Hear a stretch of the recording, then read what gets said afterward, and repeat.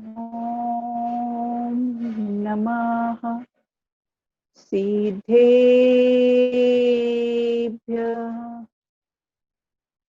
सिद्धं मणन्तमणिदियं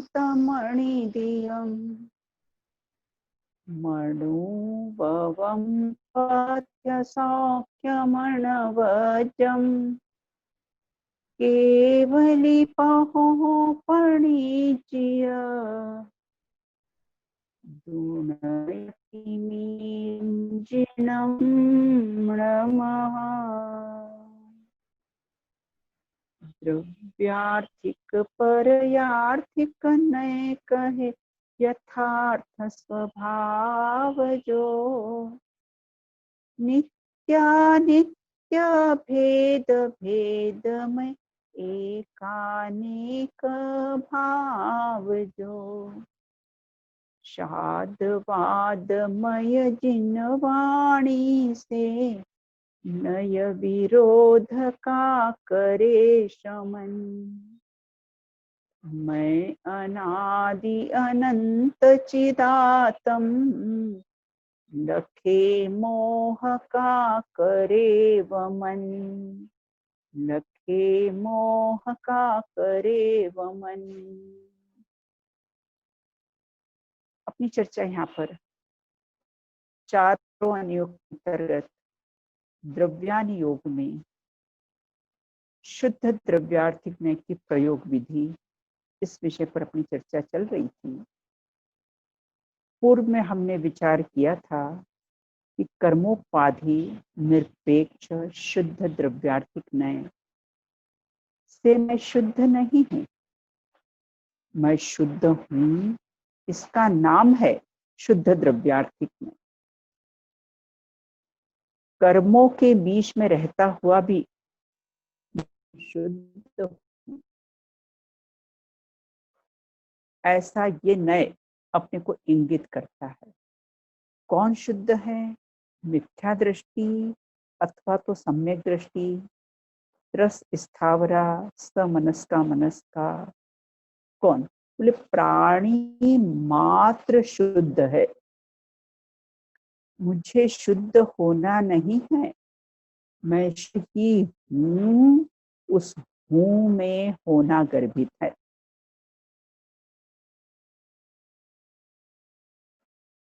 जिस प्रकार सूर्य को उदित वह तो प्रकाशमय ही है। उसके बाद फिर हमने देखा था कि उत्पाद में निरपेक्ष सत्ता ग्राहक शुद्ध द्रव्यार्थिक में मैं उत्पन्न होता हूँ, मैं विनिष्ट होता हूँ, इस ऊहापोह में मैं सत्ता स्वरूप हूँ, मैं अस्तित्ववान हूँ। उत्पाद व्यय युक्त व फिर भी सदा साधर, इस प्रकार से हमने पूर्व में चर्चा की थी। अब इसी चर्चा को हम अभी आगे और बढ़ाएंगे। फिर हमारा जो अंतिम है भेद कल्पना निरपेक्ष शुद्ध द्रव्यार्थिक में, उस पर चर्चा करेंगे।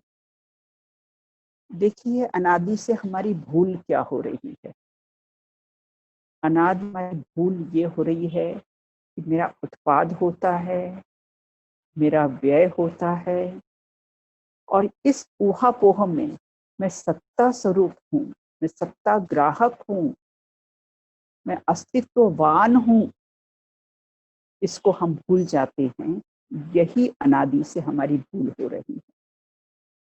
जिस प्रकार पर्यटक होते हैं, मात्र वो लहरों का ही आनंद लेते हैं, नीचे जो समुद्र की लहरों से रहित,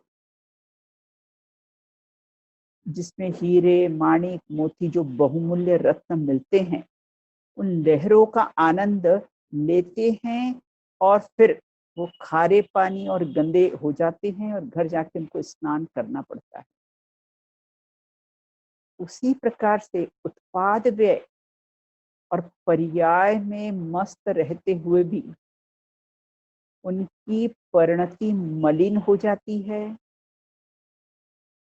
और जो धूस भाव को सत्ता मात्र को ग्रहण करते हैं, उन्हें रत्नत्रय की प्राप्ति हो जाती है। अब आचार्यों ने चॉइस हमारे पर छोड़ दी है कि हमें रत्नत्रय की प्राप्ति करना है या नहीं। तुम्हें उत्पाद व्यय का अवलंबन लेना है कि अपने ध्रुव स्वभाव का अवलंबन लेना है। देखिए, समय सार का जो प्रथम कलश है, उस प्रथम कलश में भी भावाय विशेषण दिया हुआ है। भावाय अर्थात मैं कैसा हूँ, सत्ता स्वरूप हूँ, सत्ता को ग्रहण करने वाला हूँ। यहाँ तो सत्ता ग्राहक लिखा है, यहाँ कहते सत्ता स्वरूप हूँ। और जब ध्रुव की सत्ता ग्रहण करता है तो तत्वार सूत्र में तो उत्पाद भी ध्रुव, व्यय भी ध्रुव, और ध्रुव स्वरूप तो ध्रुव स्वरूप है ही। लिखा ना, उत्पाद व्यय ध्रुव युक्तम सत, सूत्र में ऐसा आया है। तो वहां ये कहते कि उत्पाद भी सत है, व्यय भी सत है, और ध्रुव भी तो सत स्वरूप है ही। ये तीनों सत के ही अंश हैं। जैसे हम माला फेरते हैं तो पहला ऊपर का दाना हमने पकड़ा, उसका उत्पाद हुआ, पीछे दाना हमने छोड़ा, उसका व्यय हुआ। लेकिन वो जो धागा है उसकी झलक तो हर उत्पाद व्यय में दिखाई देती है, हर मोती में दिखाई देती है। वो तो हमने माला का अगला मोती पकड़ा और पीछे छोड़ा, उस अपेक्षा से कैसा है, उत्पाद व्यय है। बाकी प्रत्येक मोती तो अपने स्थान पर ही खचित है, तो ध्रुव स्वरूप ही है। फिर बताइए, कहाँ उत्पाद हुआ और कहाँ व्यय हुआ? मोती तो वही का वही है, इसी का नाम है उत्पाद व्यय ध्रुव युक्तम सत। लेकिन यहां पर कहते हैं कि उत्पाद व्यय को तू गौण कर, एकमात्र ध्रुव शाश्वत सत्ता मात्र को ही ग्रहण कर। देखिए, पूजन की पंक्तियों में आता है ना, अत्र तिष्ठ तिष्ठ ठठ स्थापनम, अत्र मम सन्निहितो भव भव वष्टः संधिकरणम। आप आइए, विराजमान होइए, वहां नहीं यहाँ मेरे हृदय में विराजमान होइए, विसर्जन करके और फिर वापस भेज देते हैं। तो आप विचार करिए, वो कहाँ आए और कहाँ गए? वे तो अपने असंख्यात प्रदेश में ही विराजमान है।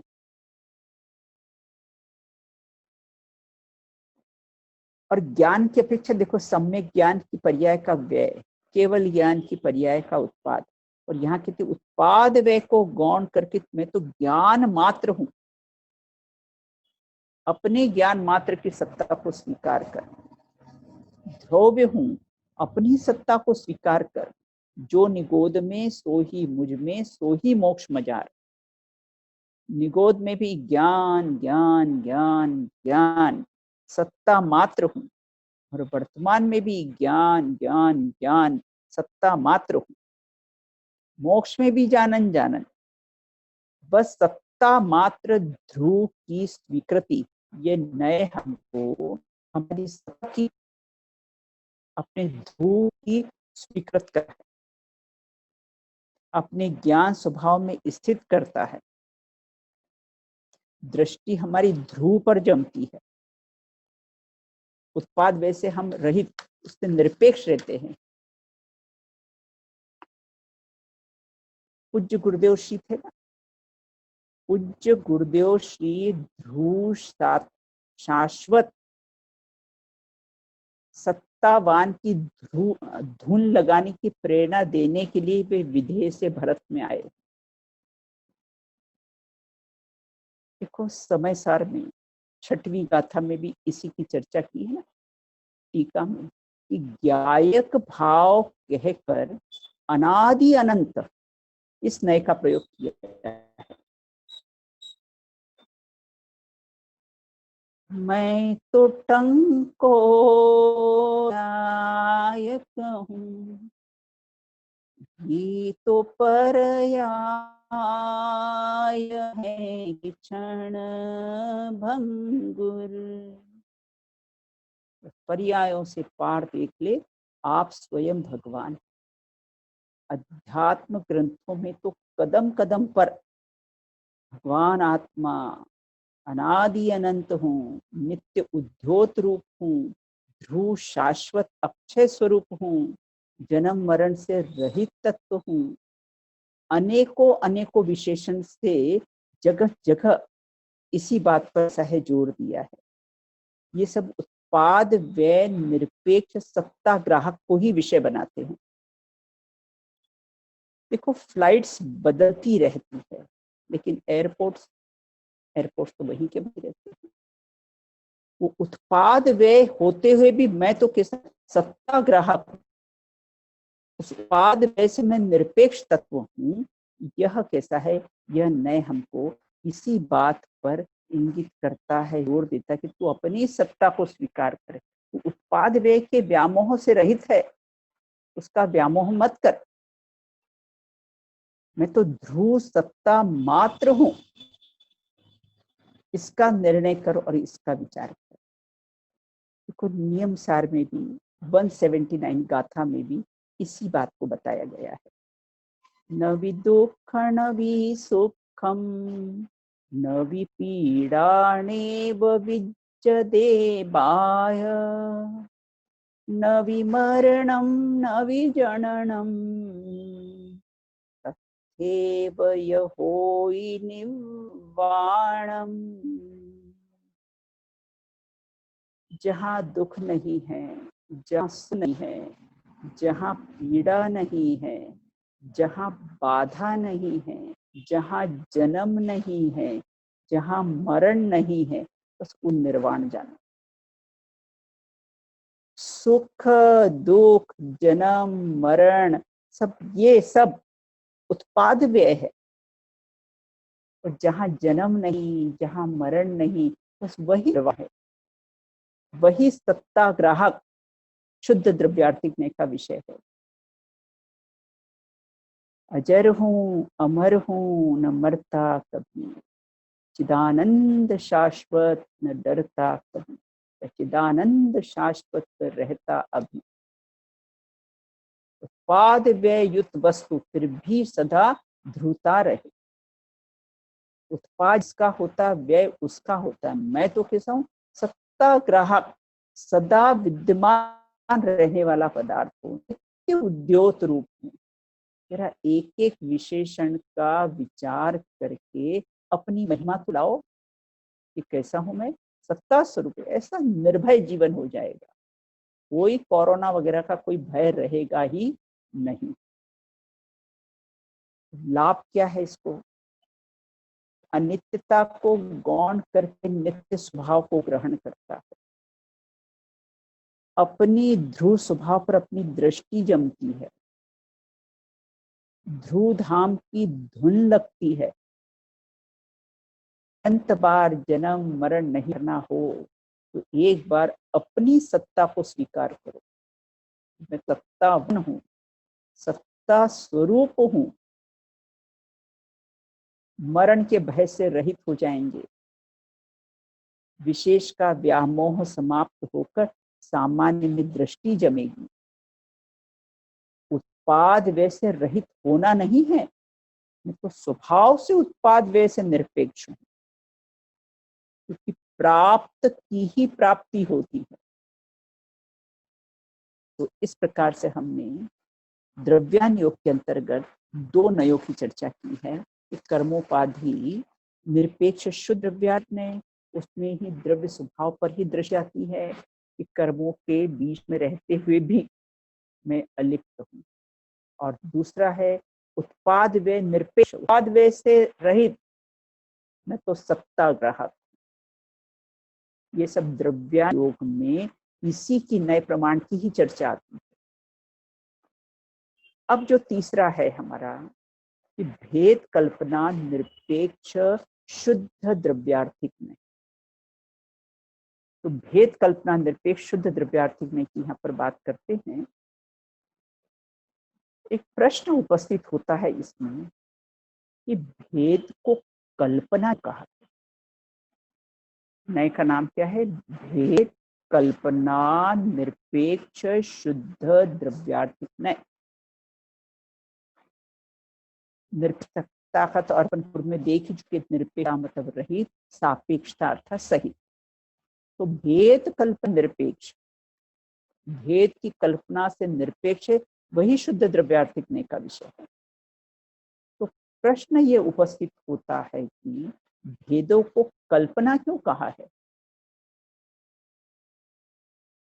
क्या भेद वस्तु में नहीं होते हैं?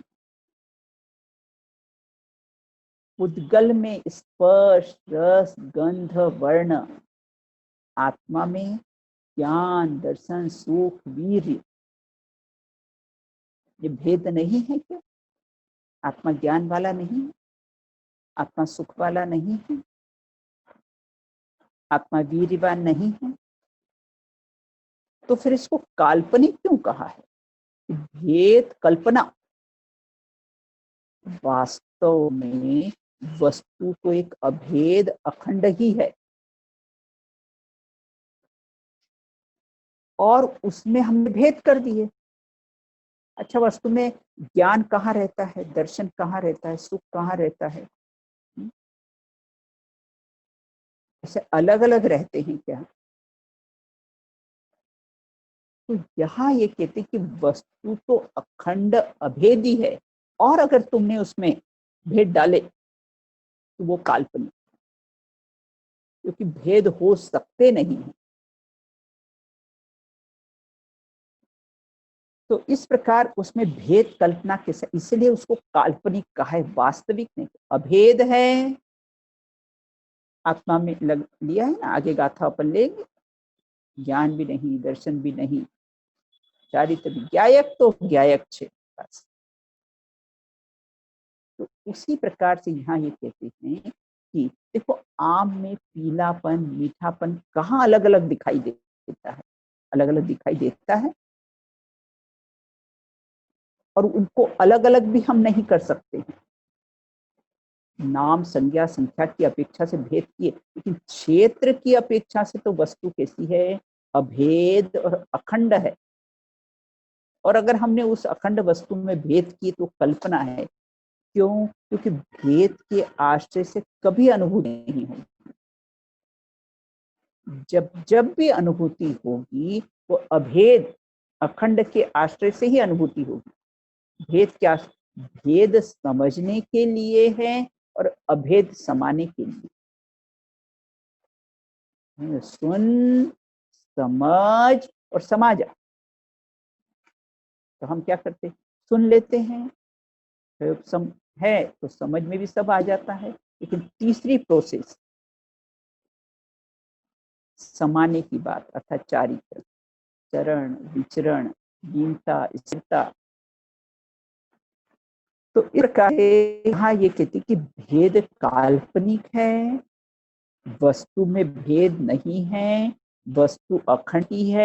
मैं एक अखंड वस्तु हूँ, मुझ में भेद नहीं है, और अगर हम भेद करते हैं तो काल्पनिक है। क्यों काल्पनिक है? क्योंकि उसके आश्रय से अनुभूति नहीं होगी।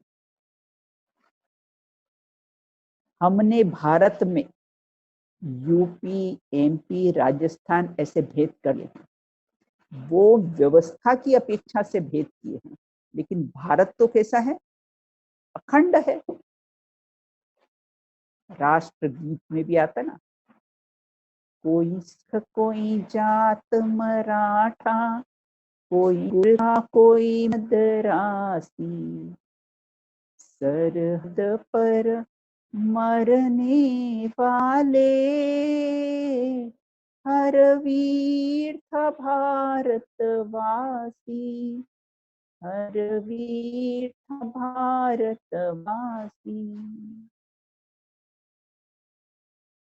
हमने भेद कर दिए हैं, ये मराठी है, गुजराती है, सिख है, ईसाई है, लेकिन सब कैसे हैं?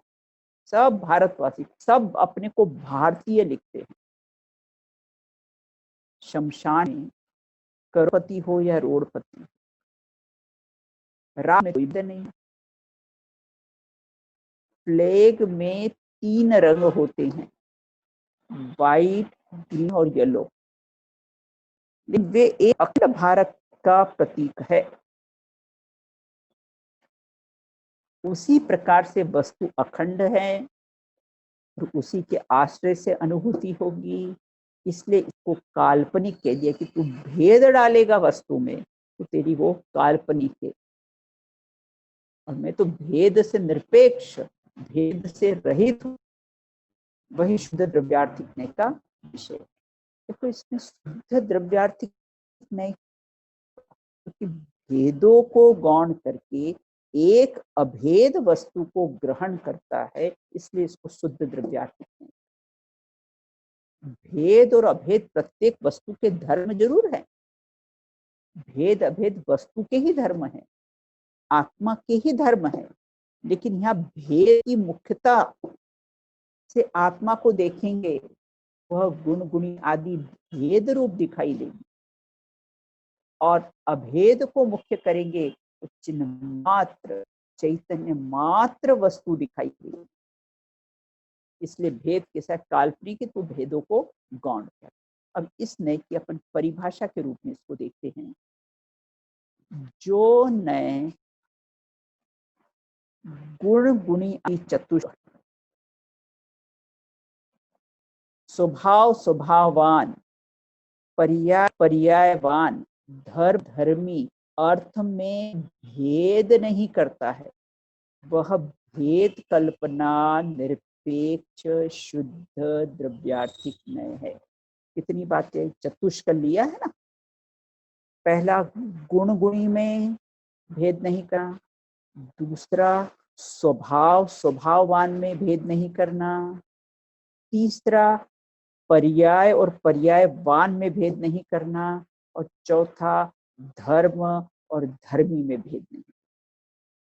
चतुष्क लिया है कि जो नए गुण गुणी चतुष्क अर्थात गुण गुणी, स्वभाव स्वभाववान, पर्याय पर्यायवान और धर्म और धर्मी के अर्थ में भेद नहीं करता, वह भेद कल्पना निरपेक्ष शुद्ध द्रव्यार्थिक नहीं है। बोले भेद किसमें किसमें, तो बोली चतुष्क में भेद नहीं करता। देखो सबसे पहले हम गुण गुणी में देखते हैं। गुण ज्ञान दर्शन इत्यादि गुण, और उन गुणों को धारण करने वाला गुणी, गुणी मतलब आत्मा, आत्मा अर्थात मैं। देखो आंख नाक कान अंग है, और उसको धारण करने वाला अंगी अर्थात शरीर कैसा है, अंगी है। उसी प्रकार ज्ञान दर्शन सुख इत्यादि ये गुण, और ऐसे गुणों को मैं धारण करने वाला हूं, वो गुणी, वो गुण और गुणी में भेद नहीं करता है, क्योंकि वो अभेद वस्तु है, और उसको भेद किया तो बोले वो तेरा काल्पनिक है और वो अशुद्धता आएगी, और तू भेद से निरपेक्ष होगा और एक अभेद अखंड वस्तु को ग्रहण करेगा, तो वो कैसा है, निरपेक्षता अर्थात वो शुद्ध द्रव्यार्थिकने का विषय होगा। देखो अपने यहाँ तो सातवीं गाथा में भी लिया हुआ है ना, सातवीं गाथा में भी लिया हुआ।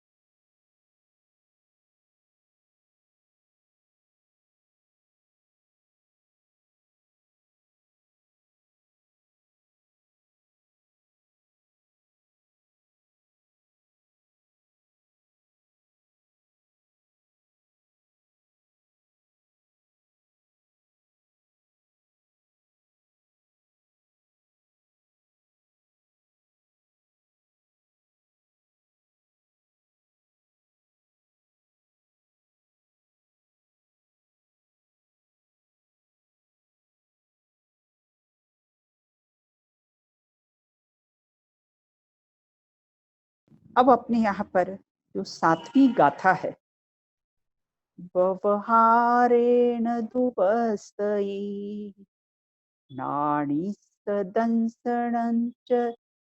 नाणीस्तचरित्रं तदंसनं नाणं न विनाणं न चरितं न दंसनं चाणगो शुद्धो।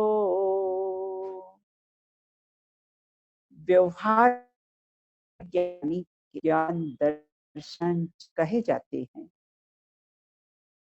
निश्चय से ज्ञान भी नहीं, दर्शन भी नहीं, चारित्र भी नहीं है। ज्ञानी तो बस शुद्ध ज्ञायक ही है। ये भेद कल्पना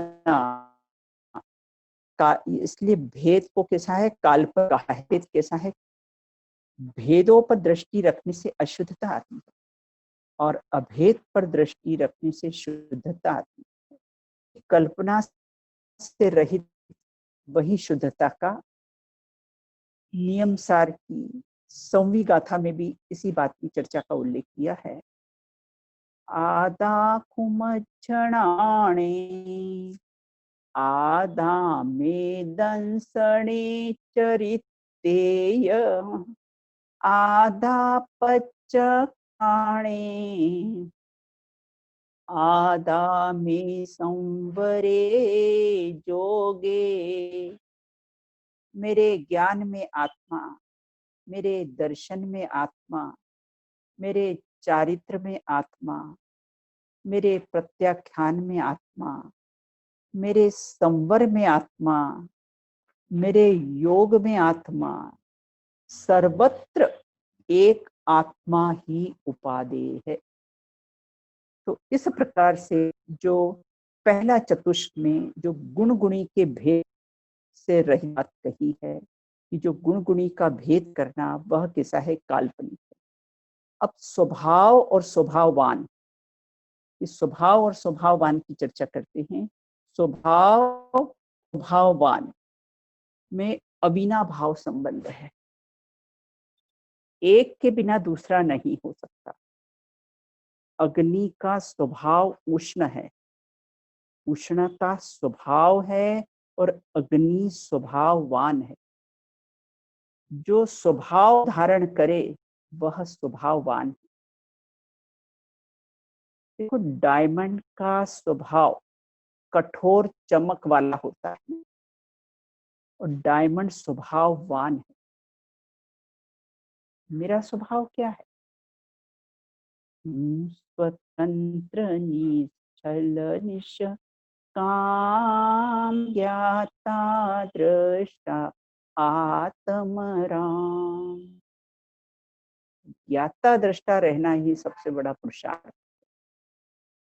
जाननहार जाननहार जाननहार, ज्ञाता दृष्टा रहना ही पुरुषार्थ है। जैसे बोलना सरल है और मौन रहना कठिन है, उसमें बहुत ज्यादा पुरुषार्थ चाहिए। ज्ञाता दृष्टा स्वभाव है और मैं स्वभाववान हूं, दोनों में भेद नहीं। जहां ध्यान ध्याता ध्येय को विकल्प वच भेदनता, भेद कल्पना से निरपेक्ष ही शुद्धता का आधार है और भेद समझने के लिए है और समाने के लिए कैसे है, निरपेक्षता का, निरपेक्षता समाने के लिए है। इसलिए स्वभाव और स्वभाववान में भेद मत कर, एक अभेद पर ही दृष्टि कर। तीसरा पर्याय और पर्यायवान, उदल द्रव्य में स्पर्श रस गंध वर्ण,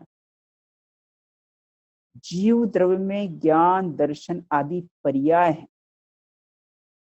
ज्ञान गुण की जानन जानन जानन पर्याय है, गुण की पुरुषार्थ पर्याय है।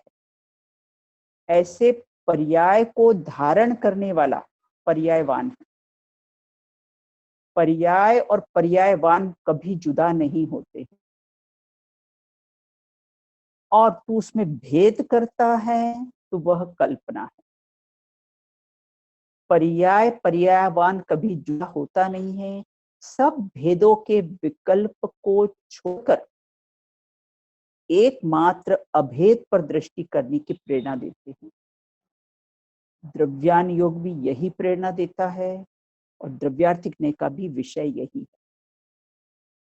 तत्वार सूत्र के 5वें अध्याय में भी, ये 41वें सूत्र में भी आया है, द्रव्य आश्रया निर्गुणा गुणा।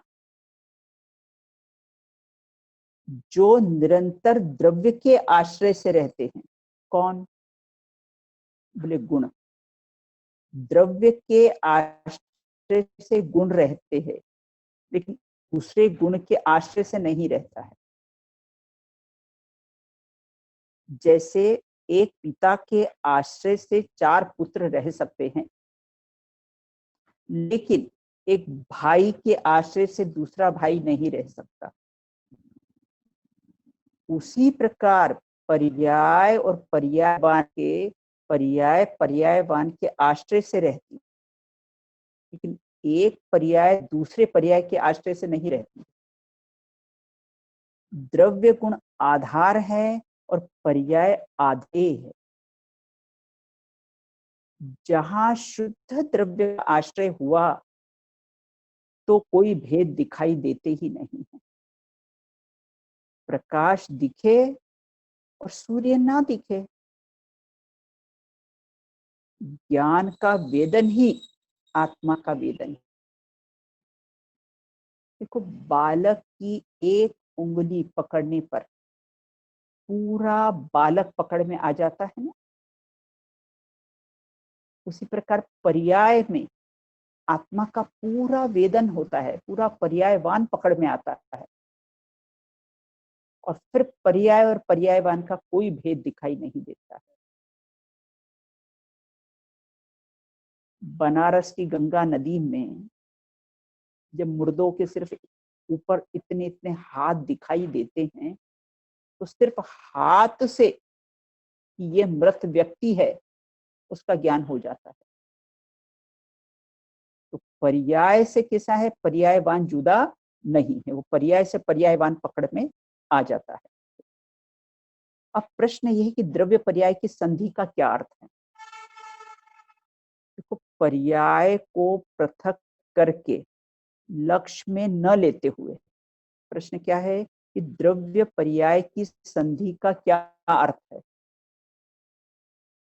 तो पर्याय को पृथक करके लक्ष्य में न लेते हुए उसे अंतर्मुख करके द्रव्य के साथ एकाकार करना, अर्थात फिर द्रव्य और पर्याय का कोई भी भेद का विकल्प तोड़कर ये द्रव्य है और ये पर्याय है, ऐसे भेद के विकल्प को तोड़कर एक रूप निर्विकल्प अनुभव करना ही, इसी का नाम है द्रव्य पर्याय की संधि। तो द्रव्य पर्याय को पृथक नहीं करना है, वो पर्याय को द्रव्य के अंतर्मुख करके फिर जहां पर पर्याय और द्रव्य का कोई भेद नहीं दिखाई दे, इसका नाम है द्रव्य पर्याय की संधि। पर्याय पर्यायवान की संधि भी है। द्रव्य पर्याय की संधि, द्रव्य पर्याय की और पर्याय पर्याय की संधि का यही अर्थ है। यहाँ यह अर्थ नहीं समझना कि पर्याय को द्रव्य से सर्वथा रहित हो जाती है, अपितु पर्याय पर्याय द्रव्य अभेद, अपितु पर्याय अभेद द्रव्य में अपना स्थापन, अपनी अहमपना, उसमें अपना अहमपना स्थापन करके का अनुभव करती है। अब धर्म धर्मी, अब धर्म, देखो, धर्म वस्तु स्वभाव धम्मो, वस्तु स्वभाव धम्मो दंसन मूलो धम्मो चारित्रम खलु धम्मो रत्नत्रय धर्म। यहाँ उस धर्म बात नहीं है। यहाँ तो वस्तु में जो नित्य अनित्य एक अनेक भेद साथ अविरोध पने से रहते हैं, ऐसे अनंत धर्मों को धारण करने वाला धर्मी, भेद कल्पना निरपेक्ष, शुद्ध द्रव्यार्थिक ने कहता है कि धर्म और धर्मी में कोई भेद नहीं है।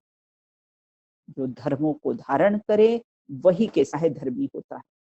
उसे गुण गुणी, स्वभाव स्वभाववान, पर्याय पर्यायवान और धर्म धर्मी ऐसा भेद मत कर। धर्म धर्मी में कोई भेद दिखाई देते ही नहीं है। जहां अभेद पर दृष्टि जाती है वहां भेद दिखाई देते नहीं है। देखो, जल में काई है भी, जल में काई है, दिखाई दे रही है, और आप कहते हो कि जल स्वच्छ है। अरे भाई, तुम कहाँ खड़े होकर देख रहे हो? जरा जल के समीप जाकर देखो, जल स्वच्छ ही दिखाई देगा। उसी प्रकार तुझे जो भेद दिखाई दे रहे हैं ना, तू स्वभाव के समीप जाकर देख। तू स्वभाव के समीप जाकर देखेगा, स्वभाव में बैठकर देख, तुझे भेद दिखाई देंगे ही नहीं। एकमात्र निर्मल भेद आत्मा का ही अनुभव होगा। इस प्रकार से कैसा है, धर्म और शक्ति में भी अंतर की बात कैसी है आती है यहाँ पर। अब इसकी अपनी भूल क्या चल रही है उसकी चर्चा भी हमने की है। अब इसकी प्रयोग विधि। कर सीमित निज ज्ञान को प्रगट्यो पूर्ण ज्ञान। जो ज्ञान अभी तक भेदों में उलझ रहा था उसमें तू अभेद में लगा दे। मैं ज्ञान भी नहीं, मैं ये सब उसकी प्रयोग विधि है। मैं ज्ञान भी नहीं, मैं दर्शन भी नहीं, मैं सुख भी नहीं, मैं तो अभेद अखंड चैतन्य मात्र मूर्ति हूँ। पूरी रामायण पढ़ लिए और पूछा राम कौन है, तो बोले सीता का भाई। जैसे कर्ता कर्म अधिकार पढ़ लिया, सब गाथा कलश याद कर लिए, मैं ही मेरा कर्ता धर्ता ये निर्णय नहीं हुआ तो क्या कार्यकारी है। इस प्रकार भेदों से क्या लाभ हुआ अपने को कि भेदों से दृष्टि हटकर एक अभेद पर ही दृष्टि जमती है। क्षोभसम ज्ञान को बढ़ाने का व्यामोह समाप्त हो जाता है। हीन और अभिमान दो भाव से रहित हो जाते हैं। मुझे सम्यक दर्शन प्राप्त नहीं है, मैं तो सम्यक तो स्वरूप हूँ। पर्याय और पर्यायवान का भेद नहीं रहता है। द्रव्य पर्याय एक ही घर में बैठ, एक ही घर के दो सदस्य हैं। इस प्रकार यहाँ ये कहते हैं भेद कल्पना निरपेक्ष, तो भेदों पर से दृष्टि हटा और अपने अभेद पर दृष्टि। इस प्रकार से हमने द्रव्यान योग में, द्रव्यार्थिक में मात्र द्रव्य स्वभाव की ही मुख्यता रहती है। 6 द्रव्य में मैं जीव द्रव्य हूँ, 7 तत्व में मैं जीव नामक पदार्थ हूँ, 5 अस्तिकाय में मैं शुद्ध जीवास्तिकाय हूँ। गुरुदेव श्री की भाषा में कहे तो हाँ पाड़, और द्रव्यान योग भी उस हाँ पाड़ने पर ही जोर देता है और उस हाँ में होना गर्भित होता है। इसी प्रकार से हमने ये द्रव्यान योग में द्रव्यार्थिक ने की प्रयोग विधि देखी है, क्योंकि धर्म परिभाषा नहीं प्रयोगात्मक है। इसी प्रकार से हमने जो चर्चा की है उसको हम अपने जीवन में उसको उतारे और जीवन में उसका प्रयोग करे। इसी मंगल भावना के साथ अपनी बात को विराम दें। चिंतामणि सम स्वयं का चैतन्य तत्व महान, निज का करूं मैं चिंतवन, निज का करूं श्रद्धान में। शुद्धात्मा ही देव है, जो गुण अनंत निधान है। मैं स्वानुभव में देख लूं, आत्म स्वयं भगवान है। आत्म स्वयं भगवान है।